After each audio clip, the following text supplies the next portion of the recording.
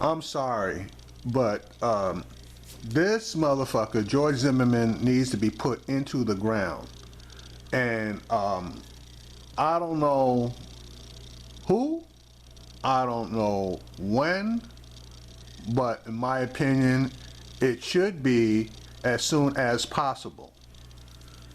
You talk about all these quote-unquote hard motherfuckers that are down in Florida doing dirt.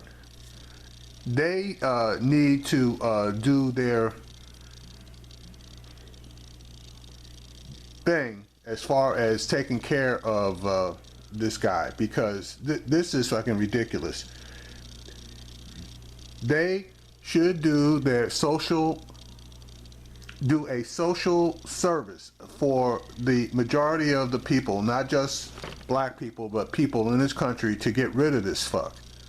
Now, this asshole has the nerve now to go out there and auction off the gun he used to kill Trayvon Martin, and talking about he wants to donate the funds to people that are against the Black Lives Matter movement, and to fight against, I guess, Hillary Clinton, and then also fight against the Florida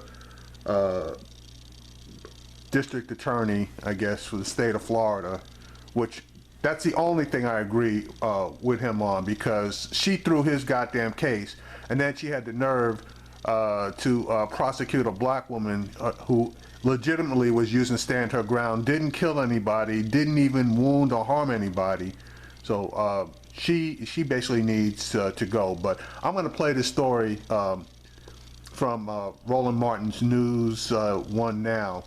But I'm just going to let you know, if this fool ever advertised crossing paths up this way, you would not have to worry about him any longer, because he would definitely have to take a dirt nap. You don't get this type of change. Let's deal with another despicable story, this time out of Florida. This idiot George Zimmerman is back in the news. He announces he is going to auction the 9mm gun he used to kill Trayvon Martin in 2012. Zimmerman says he hopes to raise $5,000 from tomorrow's auction.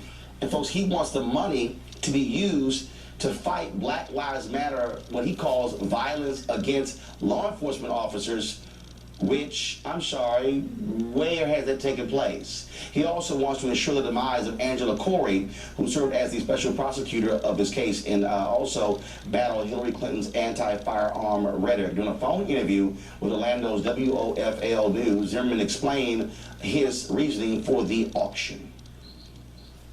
And I thought it's time to move past the firearm. And if I sell it, and it sells, I move past it. Otherwise, it's going in a safe for my grandkids and never to be, used or seen again. So you put it in a safe for your grandkids versus destroyed if you don't want it to be used again. And once Trayvon Martin's family heard the news, they issued the following statement. Quote, the Trayvon Martin Foundation is committed to its mission of ending senseless gun violence in the United States. This election season, we're laser focused on furthering that mission. As such, the foundation has no comment on the actions of that person. Folks, the only thing I can think of is somebody out of our community purchases that weapon and then uses that weapon to basically give him the justice that he didn't get in the court system. For one, look, he's an SOB, and he's sick. Zimmerman needs to go back into whatever hole it is that he lives in, disappear from public sight, and forget about his 15 minutes of infamy. He can't help himself, though. He can't help. He's going to continue to milk it out. I don't believe for 1 minute. I think that he's using the charge that he's going to donate the money to fight Black Lives Matter as a ruse to sort of make the funds go up. I don't believe it for 1 minute. I think that he's personally wants to subsidize his lifestyle off of his infamy, off of his level of evilness. And this man is just, I just can't even speak to how evil this person is. It's not just George Zimmerman, though. It's the culture around George Zimmerman that defended him. The folks like that you mentioned, O'Reilly and Hannity. It's the culture of right-wing politics that stood beside him, organizations like the NRA and others. It's the larger culture. George Zimmerman does not get to exist and is not free if there's not a larger culture that supports that and allowed that to happen.